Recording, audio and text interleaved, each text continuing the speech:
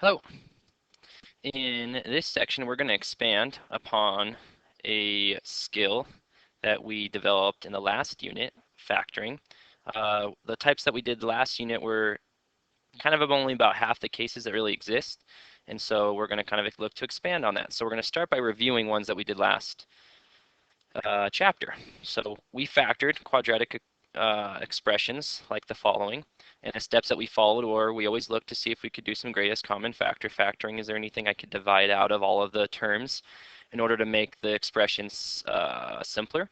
And then I looked to see once it was reduced, what two numbers will multiply to make the last term and add up to make the middle term. So let's try with this one. If I look, there is nothing I can divide out. There's no numbers they have in common. Not all of the terms have an x, so step 1 is done. Now step 2, what numbers multiply to be a positive 3 and add up to be 4? Well, if they're both positive, then both of the factors have to be positive, and I only know one combination is going to get to 3 that are integers. It's going to be x plus 3 and x plus 1. You can write it in any order, and voila, it would be factored. How could you check? You could either do double distribution, or you could check with a multiplication table, x plus 1, x plus 3, I get x squared, 3x, 1x, and 3. X squared, 3x and 1x makes 4x, 1 times 3 makes 3. And so it's done. That's how we did ones from last chapter. The difference is this chapter, we're going to be looking at ones where there is a number out front. So the following, like what if I had 2x squared plus 7x plus 3? We haven't dealt with ones like this before where there's a number out front. So maybe a good first strategy is let's just try what we did before. I might try to see what two numbers are going to multiply to make a positive 3 and add up to be 7. Well, we just saw a second ago there's only two numbers that are both integers that are going to multiply to make a positive 3 and add up to be a positive, and they're 3 and 1. But 3 and 1 don't add up to be 7. So there are none using our old strategy. We need a new strategy. There's no two numbers that will multiply to be 3 and add up to be 7. Because there's this 2 out front that's going to kind of scale things. So I need a new strategy is really what I'm trying to show here is our old strategy fails. So we need a new strategy. Since we can't do it exactly how we did before, we need to be a little more clever. So what we're going to do is we're going to go back and see if we can figure out a new strategy, a pattern that was there all along when we were multiplying, because we're trying to do the opposite of multiplying factoring. So what we're going to do, we're going to kind of step aside for a moment, and we're going to review some multiplying problems and then see what pattern was there all along, but maybe we didn't notice it. That's going to help us factor quadratic expressions that have a term out front with a leading number that's not a 1, a number bigger than 1. So let's try reviewing multiplying. When I multiplied, I did double distribution, or you could make a table if you'd like, but I'm going to do multiple distribution here. 3x times x is 3x squared, and 3x times the 5 makes 15x. 1 times x makes 1x. 1 times 5 makes 5. If I combine all my like terms, I have 3x squared plus 16x plus 5. What I want you to start to notice is this. Why was this 3x squared? Well, that was 3x squared because it was the multiplication of the first terms. 3x times x makes 3x squared. Why was this a 5? Because it's the multiplication of those terms. 1 times 5 makes 5.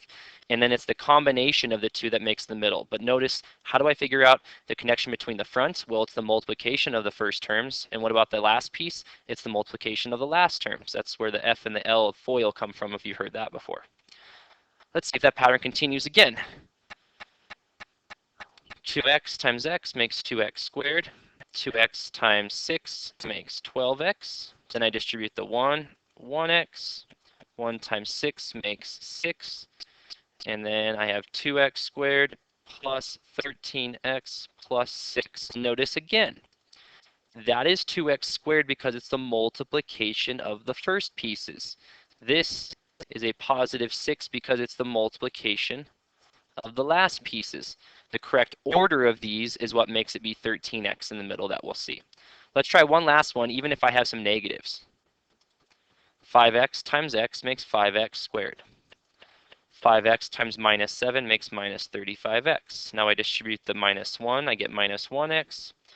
Negative times a negative makes a positive 7. In total, I get 5x squared minus 36x plus 7. And once again, same thing happened.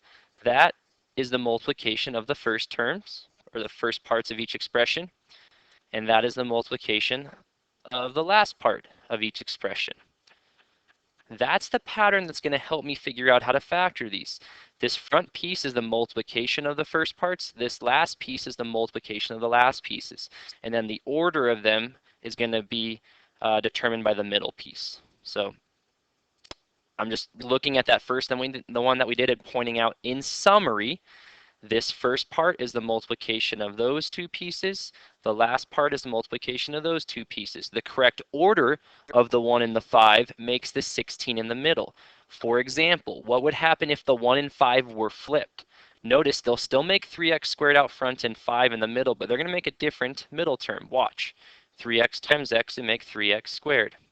3x times 1 would make 3x. 5 times x makes 5x. 5 times 1 makes 5. That one would be 3x squared plus 8x plus 5. Notice the 3x squared and the 5 are still there, but the 8 is changed in the middle, whereas the last one was a 16. So the order in which you place them is going to affect what happens in the middle. But the front and the last part is determined by the first parts of each expression and the last parts of each expression. That's going to be kind of the key to the puzzle that we're going to be solving. Let's use that as our guide to be able to factor ones like this. So here's our key. I know that this 2x squared is formed from the multiplication of these first pieces. And I only know one way to break up 2x squared when I'm factoring it. It's going to be a 2x and an x. Doesn't matter technically where I place them. Most of the time we're going to put the bigger number first though. Now, this 3 is formed from the multiplication of these pieces. It's going to be a positive 3, so that means they're either both positive or both negative, but I notice this sign in the middle tells me that both of these are going to be a positive, so both of these are going to be a plus. Now I need to figure out if is it a 1 and a 3, or is it a 3 and then a 1? I'm going to show you the incorrect one first so that you appreciate the correct one. Let's say that you thought it was a 3 here and a 1 here. Let's check. 2x times x makes 2x squared. 3 times 1 makes 3. But we need to make sure it makes 7 x's in the middle. I'm going to use a table to check. 2x plus 3, x plus 1. 2x squared, 2x, 3x, and 3. Unfortunately, 3x and 2x would make 5 in the middle, but I need 7. So it cannot be the case that it's a 3 and then a 1 in the order that I've written it currently. So I need to go back and say it must be that this is a 1 and that is a 3. Let's check and make sure. 2x plus 1, x plus 3. 2x squared, 6x, 1x, 3. 2x squared, 6 and 1 makes 7, which is what we need, thumbs up, 3. So my factoring is 2x plus 1 and x plus 3. And you're done. If you don't want to use a table to check, you can always do double distribution. And you'll see you get 2x squared plus 7x plus 3. Let's try a few more. 2x squared plus 9x plus 7. Again, this piece is always going to be formed from the multiplication of those. If it's a 2x squared, it's got to be 2x and x. Only way to break down 2x squared. I know that this 7 is formed from the multiplication of those two pieces. Again, I know it's a positive 7, so that means that either both of these are positive or both negative, but I look at this sign in the middle, it's a positive, so I know that this is a plus and a plus. If this were a minus in the middle, I would know that this is a negative and a negative. Now I know I need to multiply to make 7, so it's either a 1 and then a 7, or a 7 and then a 1. I'm going to show you the incorrect one first so that you appreciate the correct one.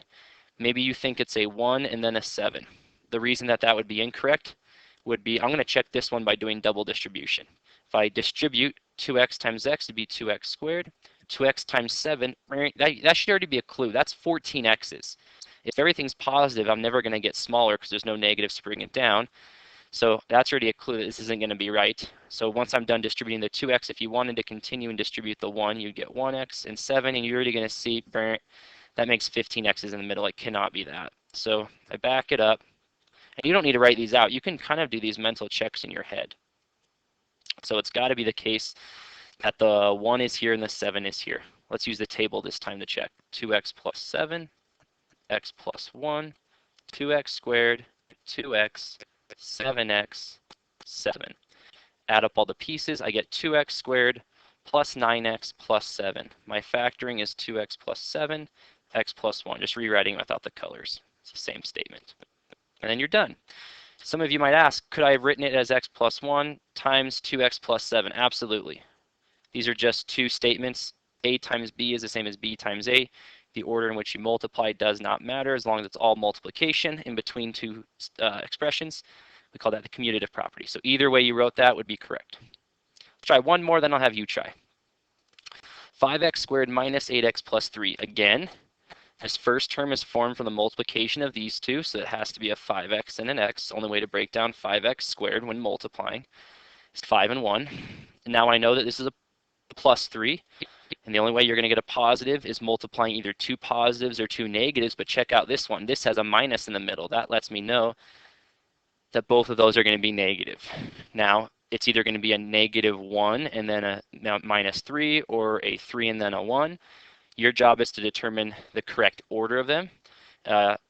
I'm going to save us a little bit of time on this one and tell us that the 3 has to be here and the 1 has to be here. If you put the 3 over here, it's going to be too big because it's going to get multiplied by the 5 and make 15. So it has to be this one. Let's check and make sure. You got a 50-50 chance. 5x minus 3, x minus 1. 5x squared minus 5x minus 3x plus 3. And that checks out. So your factoring is 5x minus 3 times x minus 1 would be the correct factoring for that. I'm going to give you a chance to try. You try with this one. Pause the video now, come back after you've had a chance to try, and you want to check your answer. So pause the video now, please. Okay, welcome back. This is 2x squared. That means this has to be a 2x and this has to be an x. This is an 11, and it's positive, and the middle term is positive, so both of these have to be pluses here. And the only way I know to make 11 is 1 and 11 and 11 and 1. So it's got to be one of those two. It's actually the case that the 1 has to be here and the 11 has to be here. If you put the 11 over here, it would get multiplied by a 2 and make it be 22 already, and that's much too big. So it's 2x plus 11 and x plus 1. If you check, 2x plus 11, x plus 1, 2x squared, 2x, 11x, 20, or sorry, not 22. That would have been if you did it the other way. It'd be 11. 2x squared, these make 13x's, and then there's your 11. So it works out. That is your factoring. 2x plus 11, x plus 1. Let's try just a few more challenging ones. So again, 2x squared. This has to be 2x and x. This right here is the multiplication of these two. It's positive, which means both of these have to either be positive or negative. This middle term, though, is positive, which lets me know that both of them are pluses.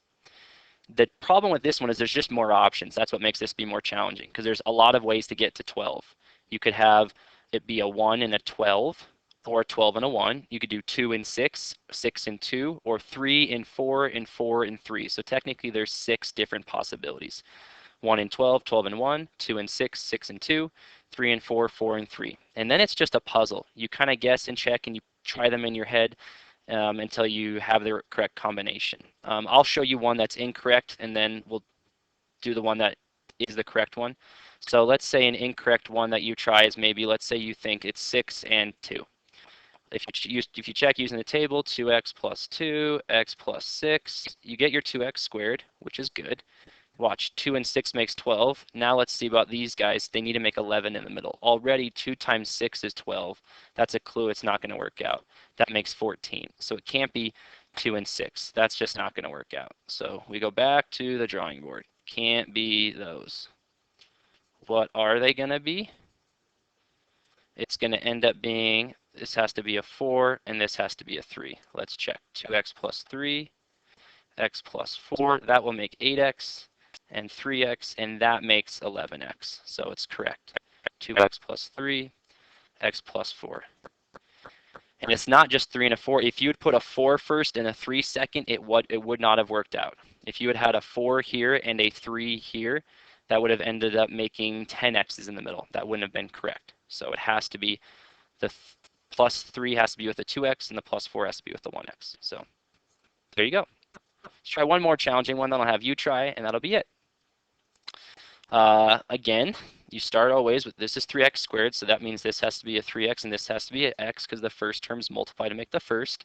This is why this one's different. For the first time, we get a negative here, which means that we have a positive and a negative, and we don't know which one it's going to be with.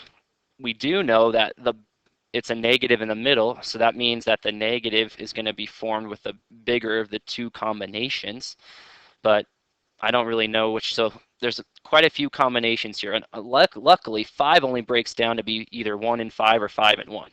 So there's actually not going to be that many combinations. Let's list them. So it's either going to be 3x like minus 1, x plus 5. That's one of the combinations. That would make 3x squared and minus 5 at the end. I could have 3x plus 1, x minus 5. And then there's 2 more because I could have the 5 first. I could have 3x minus 5, x plus 1. I could have 3x plus 5 and x minus 1. So those are the 4 combinations.